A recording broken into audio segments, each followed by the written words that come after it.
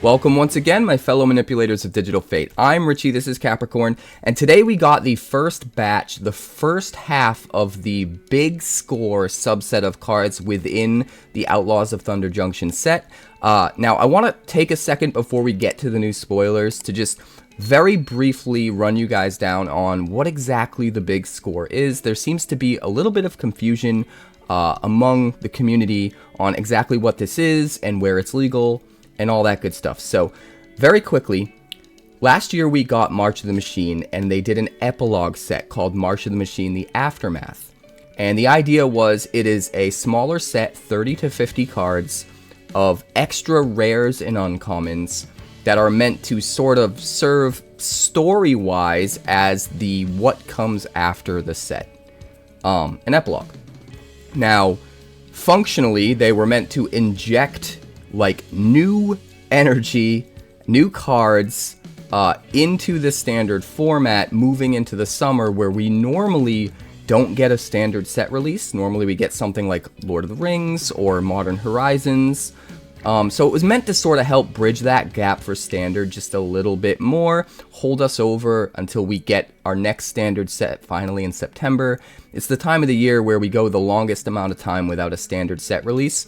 So the idea was cool, the cards were cool, but the community hated it. It was widely panned, nobody bought it, they saw it as redundant to have to spend extra money on this new set that wasn't really a set. They were weird like 5-card packs.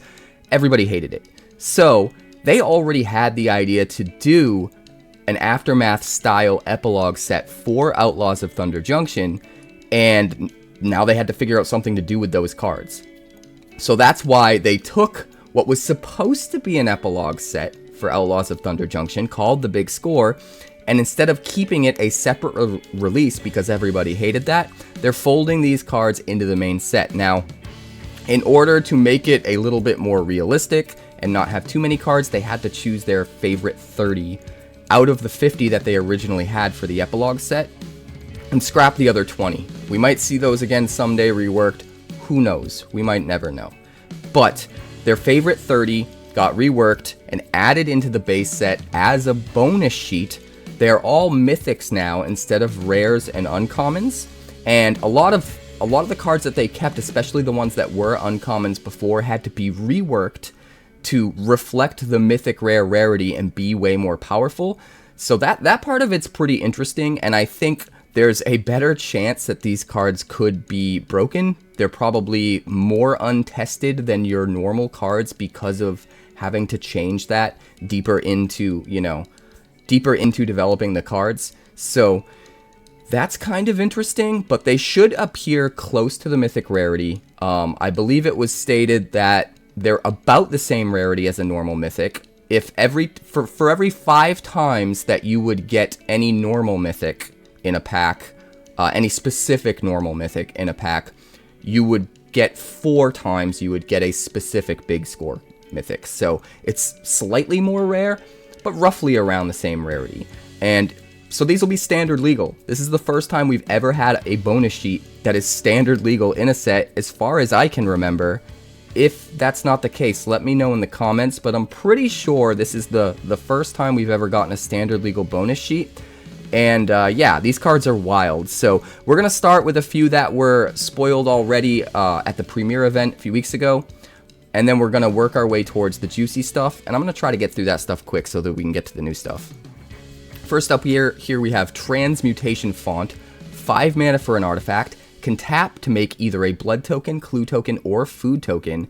And you can pay 3 and tap it. Sacrifice 3 artifact tokens with different names to search your library for any artifact, put it onto the battlefield, and then shuffle.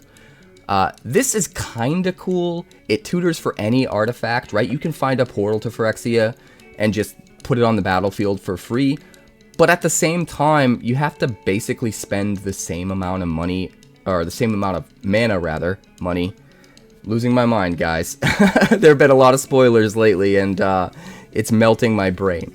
You have to spend about the same amount of mana as you would on a Portal to Phyrexia just to play this and use it, right? Granted, you get to split that mana cost among different turns, play this for 5, and then on a different turn you pay the 3 and do the thing.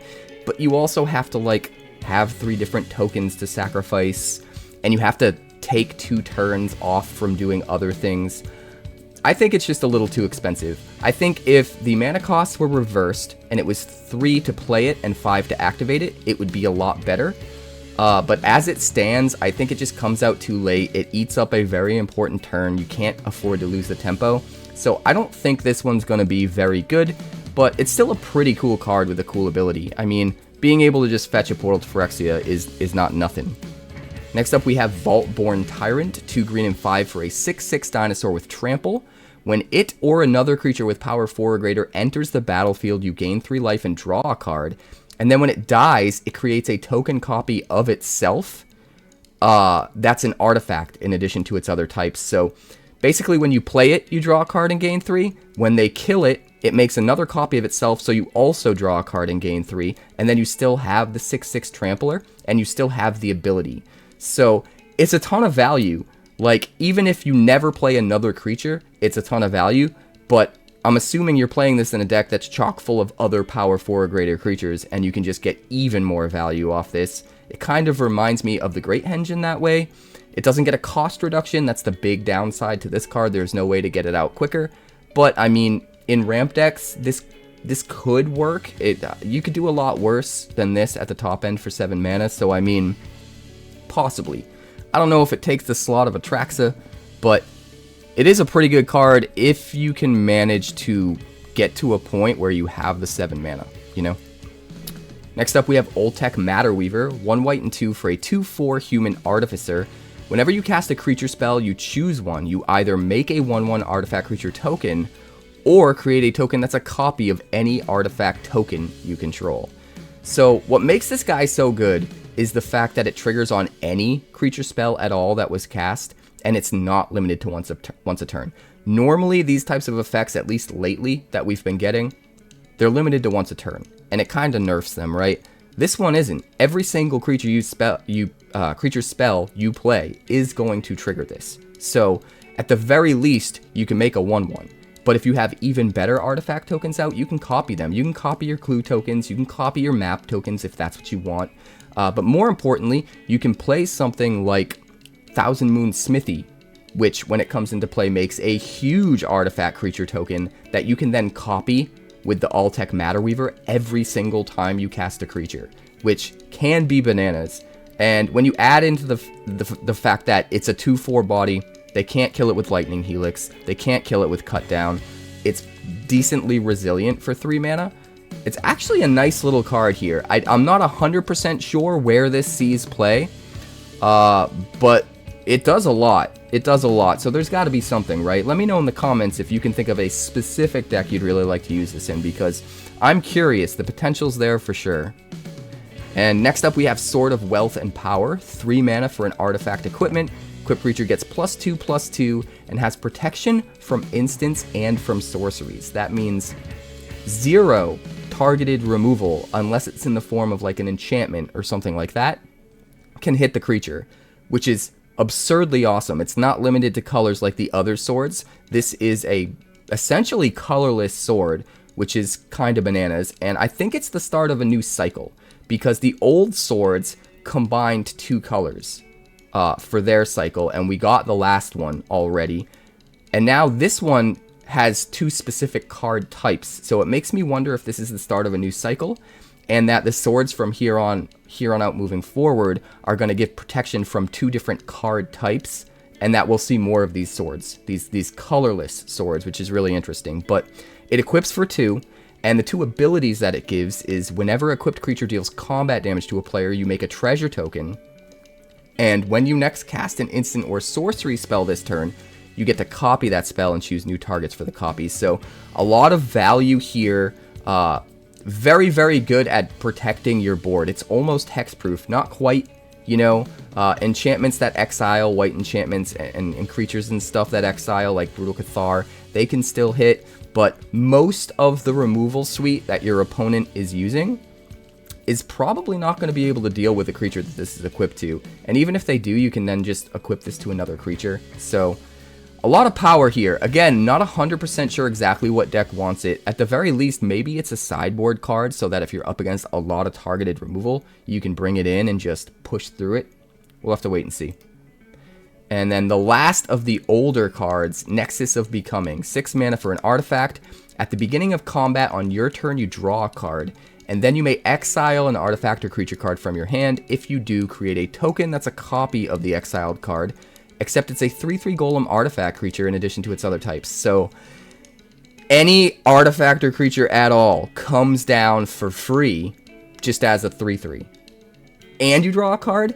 Even without the draw card, I think this ability is really good. Granted, it's 6 mana. 6 mana is a lot.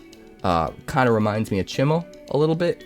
But being able to make a free copy of any Portal to Phyrexia, any Atraxa, any Etali, like all that stuff, for no mana, every single turn, and drawing a card to replace the one from your hand, so it's almost like you didn't even take it out of your hand, you just like poofed it into existence from thin air in a way, at least as far as how many cards you still have available to play.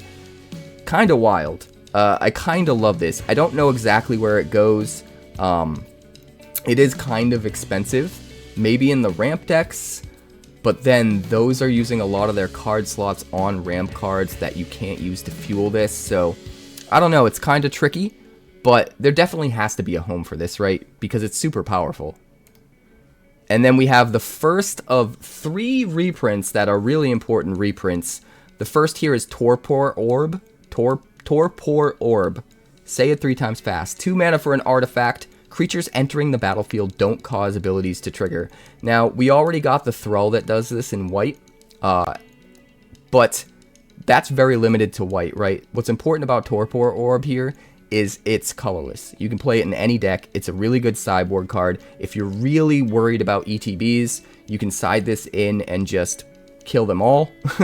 No more ETBs. The ramp deck is super reliant on ETBs. Even the Boros Convoke deck right now is somewhat reliant on ETBs, so I think this could be a really good sideboard option. And then the first of the new reprints to talk about, Rest in Peace. 1 white and 1 for an enchantment.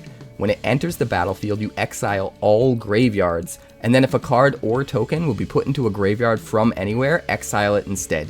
So this shuts down a lot of different decks. It shuts down any kind of Reanimator decks, or the new Landfall style deck with Nissa that tries to put everything into the graveyard and then bring all the lands back with Animus.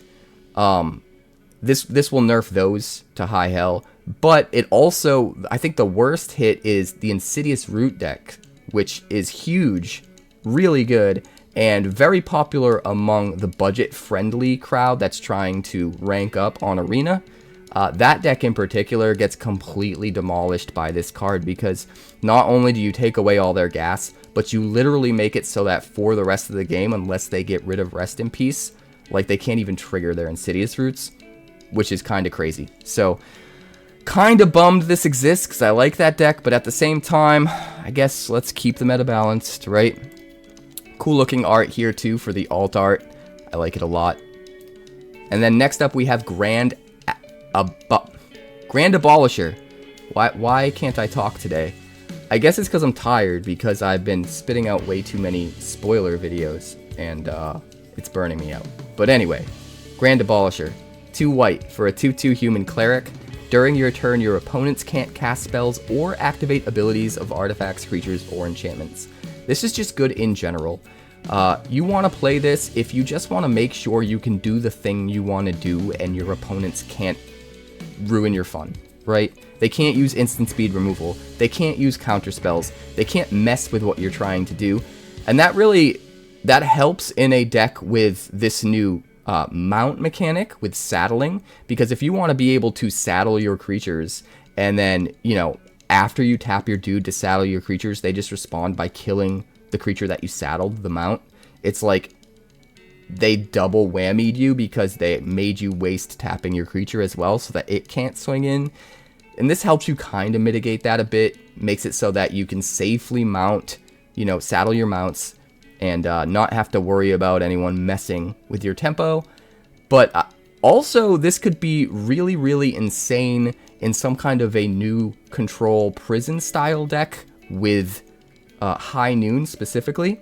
That card has already been spoiled. If you're interested on what it does, check out my older videos.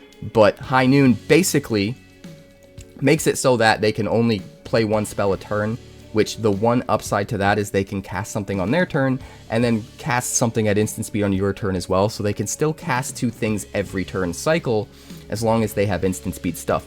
Now if you have Grand Abolisher out, they can't cast anything on your turn either, which means they can only cast 1 thing on their turn and that's it. So maybe there's a new prison deck here. Seems pretty interesting. The alt art is pretty nice as well. He looks even more burly and like he's ready to just look at all those sheriff badges. It's wild. Next up we have Omen Path Journey.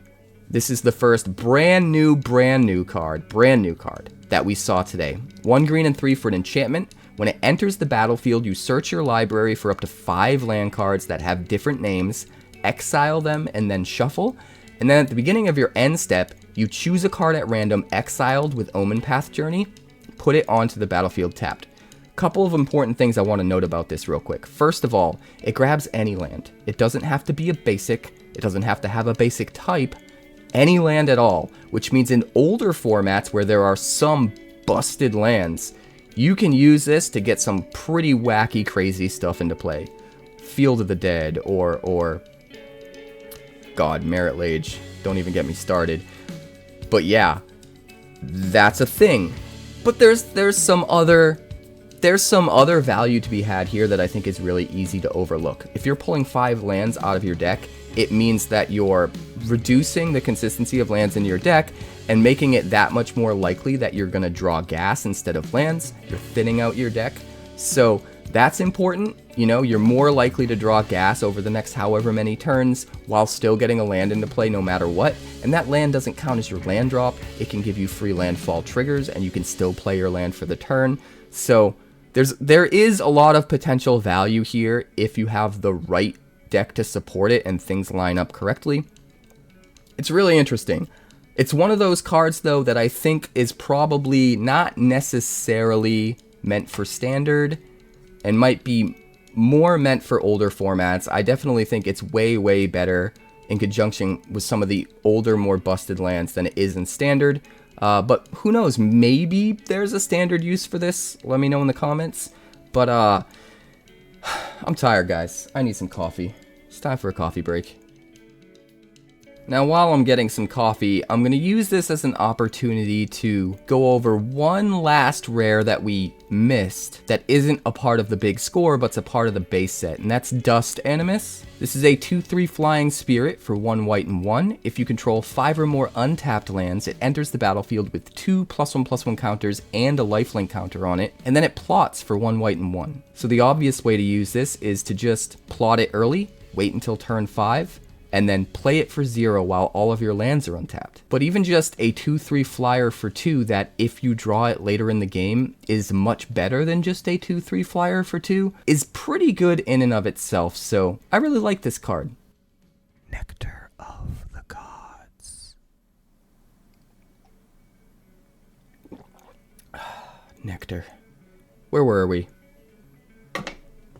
Next up we have Pest Control, 1 black and 1 white for a sorcery.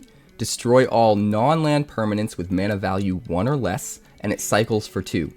The cycling for 2 is actually really important for this card. It means that there's a better chance that you can main deck something like this and have it not completely whiff. Because if you don't have targets for it, if you don't have the right things to hit, if you're not up against the right kind of deck where this is going to be valuable, you could just cycle it away for 2 colorless, draw something else, and go about your day, right? But for 2 mana at sorcery speed, we are absolutely ending Boros Convoke's fun. All of it. That deck is dead. I don't even know how that deck's going to survive this card. Destroying all non-land permanents with mana value 1 or less, that's like almost everything in their deck. They might be left with one of those 4/4 dudes, but it just takes all of their gas out. It takes all the wind out of their sails and completely demolishes that deck.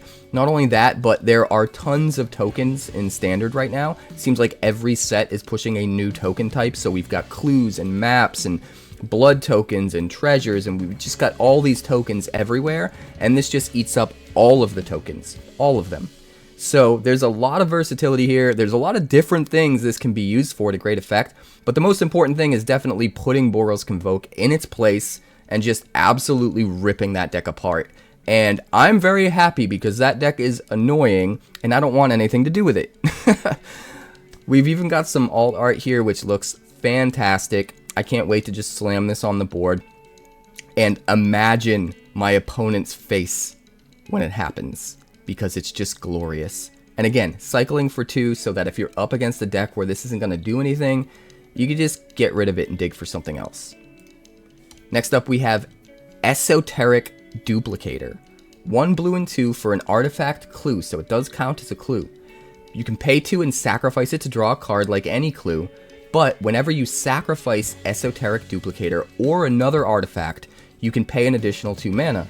If you do, at the beginning of the next end step, create a token that's a copy of that artifact. So the bare minimum floor here is you can sack the Duplicator itself to draw a card, pay a total of 4 mana, and it makes a copy of itself so that you can do it again, right? So every turn, you can basically pay 4 and sack this to draw a card, or potentially less than 4 if you have a way of reducing the costs of your activated or triggered abilities. Now, where it gets really crazy is if you have other sacrifice outlets for your artifacts. So if you're using something like Oni-Cult Anvil, you can sacrifice an artifact for free to the Oni-Cult Anvil so that you only have to pay the additional 2 here, so you're paying a total of 2 mana. You get the 1/1 from the Oni-Cult Anvil, and then you also get another copy of whatever you sacrificed. So it's basically like, hey, instead of sacrificing an artifact, pay 2 mana to use your Oni-Cult Anvil.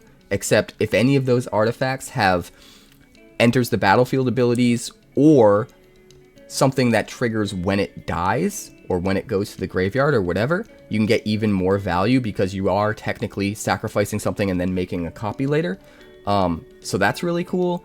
But I'm almost wondering if there's even crazier things you can do. And my first thought is, it's whenever you sacrifice any artifact, you get a copy of it, a token copy of it for 2 mana. So any huge, big, valuable artifacts that sacrifice themselves as part of the ability, maybe if you unearth a giant artifact and have to sacrifice it at end of turn, or any abilities like that, seems kinda wild to just keep getting copies, right? If you can somehow get a giant artifact onto the battlefield that puts a lot of pressure on the opponent, that is going to be sacrificed at end of turn or whatever, because you did a thing to get it out early that requires it to be sacrificed at end of turn, well, now you get to keep it around forever for just 2 mana, right? There's just, I feel like the potential here is so crazy. I can't really think off the top of my head exactly what cards. I know there's got to be stuff out there. I know that this idea has merit, but I can't think of any actual cards off the top of my head. So if you have any ideas about huge creatures or artifacts that can be, I guess it would have to be artifacts, right? Huge artifacts that you can sacrifice for huge value, that you'd then want to basically keep around by spending 2 mana, let me know in the comments. Let me know what specific cards we could use with this, because I'm drawing a blank right now, but I would love to hear your thoughts. Anyway, we're going to move on. The alt art looks beautiful, and I love it. Next up, we have Worldwalker Helm. 1 blue and 2 for an artifact. If you would create 1 or more artifact tokens, instead create those tokens plus an additional map token. So every time you do anything that makes tokens, you get an extra map. And then you can also pay to tap this, create a token that's a copy of target artifact token you control. This is just pay 2 mana, make a copy of any artifact token. This is kind of crazy, right? This also works with Thousand Moon Smithy. Is everything in this big score set just meant to combine into a new Thousand Moon Smithy deck? Maybe. It's a lot of artifacts. It's very pushed. I think that's probably the best way to use it. But honestly, this could synergize with the last card we looked at. The alt art looks kind of wild. It almost looks like something that's from Ixalan, which is kind of crazy.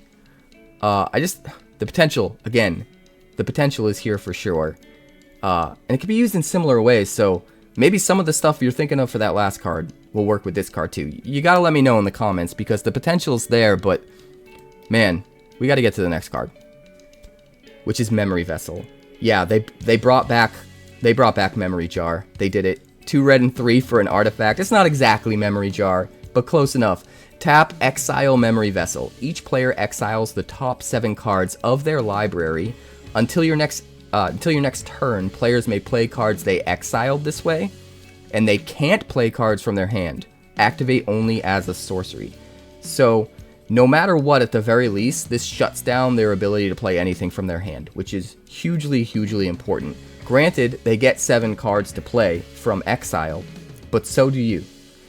Now, if you can play something that shuts down their ability to play things from exile, like the new Aven Interrupter card, which requires anything played from exile to cost an extra 2 mana, that's going to make things really hard for your opponent and make this generate way more value for you than them. But also, you can use something like the newer 2 mana Saheeli that has a 2 mana tap ability to make a copy of any artifact or creature, to make a copy of the Memory Vessel. And then you can just exile the copy. And in that way, you could do that every single turn. And you could basically activate Memory Vessel and exile the top 7 of both you and your opponent's deck for you guys to play every turn cycle, and eventually mill them out.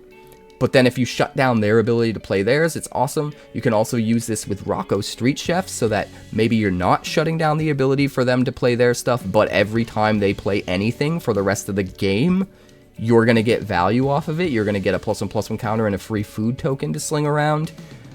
There's a lot of potential, and there's got to be a card. There's got to be a card that makes it so that you literally can't play cards from exile.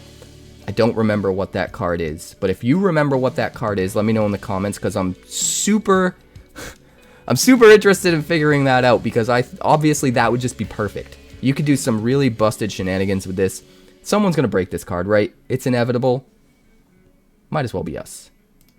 The alt art looks pretty. It almost looks like a vial of Halo from New Capenna. Moving on, we have Simulacrum Synthesizer. 1 blue and 2 for an artifact. When it enters the battlefield, you scry 2, and whenever another artifact with mana value 3 or greater enters the battlefield under your control, you get to make a 0/0 colorless construct artifact creature token. With this creature gets +1/+1 for each artifact you control. So it's almost like every time you cast an artifact that's a 3-drop or higher, you just get a Thousand Moon Smithy token. It's not quite as good as that, because the Thousand Moon Smithy token gets +1/+1 for each artifact and creature you control. But if you're in an all artifact deck, it's the same.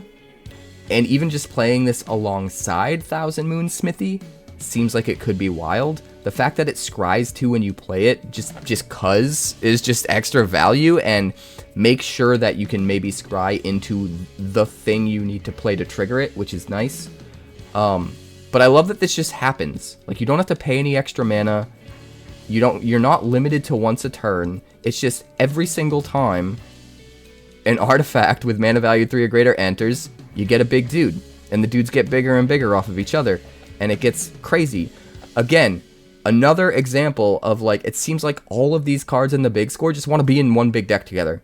It's kind of crazy. The alt art doesn't exist. So, not yet at least. I haven't seen it.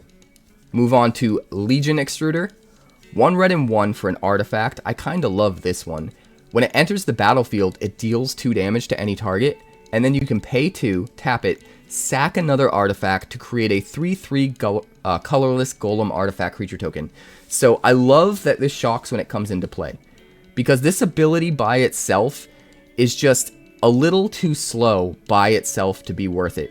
But if we get to get value off the card the turn we play it, if we get to shock something, kill their 2 toughness guy, and keep up with their tempo while getting this ability into play, that's huge. That changes everything, right? You can use this with Oni Cult Anvil as one of your removal cards, and then just start pumping out 3/3s and replacing whatever you sacrifice with a 1/1 as well for just the 2 mana. And that can get really crazy really quick. But again, I just love that this deals 2 damage when it comes into play. You can use it with Nahiri's Resolve and flicker it every turn to just get 2 damage. It kind of reminds me a little bit of Bone Crusher Giant. I don't think it's quite on the same level as that, because the extra value you get after the removal is a little slower and it takes time to get going. But you still get to do 2 damage to anything for 2 mana, just like the adventure side of Bone Crusher Giant, just like the Stomp. And then you get some more board presence afterwards. I guess the main difference, you get less board presence right away, but the longer the game goes on, the more board presence you actually get out of this card, more so than Bone Crusher Giant. So if that's what you're trying to do, which Oni Cult Anvil, that's kind of their game plan, this card is kind of perfect. I really like it. I think it's very subtly deceptively good. Like the fact that you kill something on 2 and then you just have access to this whenever you need it is kind of awesome. Next up we have Lotus Ring. That's right. They took Black Lotus and they molded it into a ring. 3 mana artifact equipment with Indestructible. It equips for 3. Equipped creature gets +3/+3, has Vigilance, and can tap and sack to add 3 mana of any one color. So, a couple things worth noting. The Indestructible's nice, and the fact that you can sack the creature for 3 mana after paying 3 to equip it means, in a way, it kind of equips for 0. It's like you equip the thing, you swing with the +3/+3 and Vigilance, and because it's Vigilance, you're not tapped, and then, second main phase, you just tap the thing you equipped it to get your 3 mana back, and then play whatever you would have played anyway.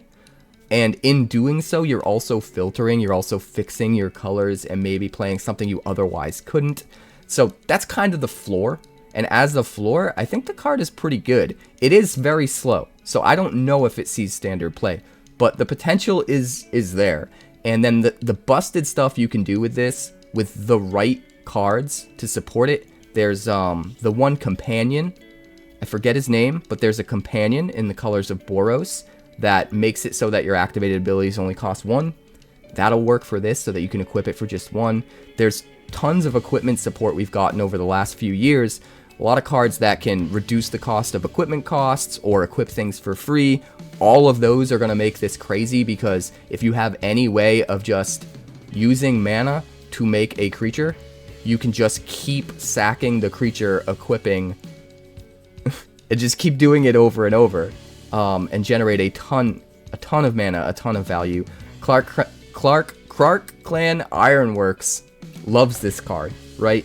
So there's a lot you can do with this. Let me know in the comments what you'd want to use it with, because there's just so many possibilities, right, of different ways to reduce the cost. And that's really how you break this. You reduce the equip cost so that you can just sacrifice multiple creatures each turn and get a net mana value gain, right? So yeah, it's awesome. The alt art looks beautiful, and it could go either way. I'm not 100% sure if it sees play and constructed. The potential's there. Honestly, it could go either way. Someone could find a really busted way to use this to equip it for way cheaper, and it could be absurd, or it could just end up being a little too cute and not quite making the cut. But either way, I'm glad it exists, because it's really, really cool, and I don't think it's busted. I don't think it's broken. I'm not cringing or rolling my eyes at it. I think it's a nice addition that will hopefully be good enough to see play, but I don't think will be broken, at least not in standard. In older formats, I don't even want to think about all the gross things that this is going to do. We're going to move on to the last card. Loot, the key to everything. 3 mana in the colors of 𝑇ℒ𝑚𝑟 for a legendary beast noble. This is the guy that they were searching for. This was the pot of gold at the end of the rainbow, so to speak. The entire heist planned during Outlaws of Thunder Junction to get into the vault, it was to get this guy. and it's crazy. Like, all the other stuff that we've spoiled so far has also been stuff that's in the vault, which makes sense thematically. But this was apparently the main reason that they were going into the vault, to get this guy. And apparently he also... We'll get to that in a minute. He's a 1/2 with Ward 1 for a total of 3 mana. At the beginning of your upkeep, you exile the top X cards of your library, where X is the number of card types among other non-land permanents you control, and you may play those cards this turn. So he's almost like a mini Atraxa in a way. He cares about how many different card types you have in your deck. The more card types you can go wide with, the more triggers you're going to get each turn. You could use it with the new 𝐵𝑒𝑘, which gives you multiple upkeeps after your combat phase, to trigger this multiple times and not have to wait until the beginning of your next turn. You could trigger it right away with 𝐵𝑒𝑘, which is really nice. There's a lot you can do with this guy, but I do worry that he might deck you out of your own cards if you go too deep into trying to break him. And that kind of risk-reward scenario is really interesting with him. But yeah, he works super well with any kind of permanent that's going to make another token of a permanent that's a different permanent type is going to be really good. Like, if you play like a Voldaren Epicure on 1 because it makes an artifact token, that's 2 different permanents. That's 2 different permanents in 1 card for just 1 mana. By the time you slam this on 3, you could have at least 3, maybe even 4 different permanent types on the field and just start triggering him like crazy. Which could be really fun. But again, I worry about milling ourselves, right? Now, the alt art is beautiful. Essentially, he gets adopted by Jace and Vraska, basically, which is kind of wild. Another thing I wanted to mention about Jace, Jace was actually originally intended to be in the big score set. And so when Wizards said, like, hey, we're only going to do 1 Planeswalker per set from now on, they weren't lying. There's 2 Planeswalkers in this set, but that wasn't the way it was intended. There was supposed to be Oko in the base set, and then in the epilogue set was going to be Jace. But because they got rid of the epilogue set, Jace is now in the base set, and they actually had to rework him when moving him to the base set, and I think that card is busted. But anyway, I'm getting sidetracked. Loot, the key to everything, is apparently the key to everything. Jace and Vraska, they adopt him. They ride off into the sunset through the Omen path, and honestly, he looks like he's from Bloomburrow. So, like, I would not doubt if they go to Bloomburrow with him, and that's how this set leads into that set story-wise. So that's pretty interesting. But anyway, those are all the cards. This one's weird. I don't know how good it's going to be. The ability could be super powerful.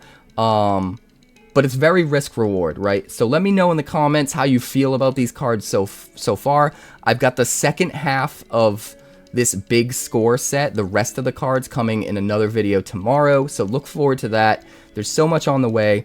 If you haven't already, please like the video. I would appreciate it greatly. It does help a lot. It helps this video get out to so many more people, and it means a lot to me. And subscribe if you're new, if you haven't already, if you find any value in this video, because I'd love to have you be part of the community. We've got so much more content on the way. Tons of new deck techs that I'm working on for the new set that we're going to hit the ground running, and it's going to be kind of insane. So thanks so much for hanging out with me. These cards are looking utterly crazy. We'll see what the rest of the set brings, and until then, always make them scoop.